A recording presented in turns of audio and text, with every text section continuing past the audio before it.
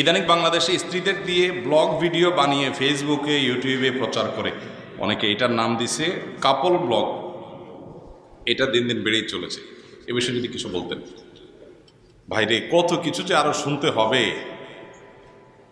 যতদিন এই Facebook TikTok আছে, এই কাপল ব্লগ, সিঙ্গেল ব্লগ, কত ব্লগ যে শুনতে হবে।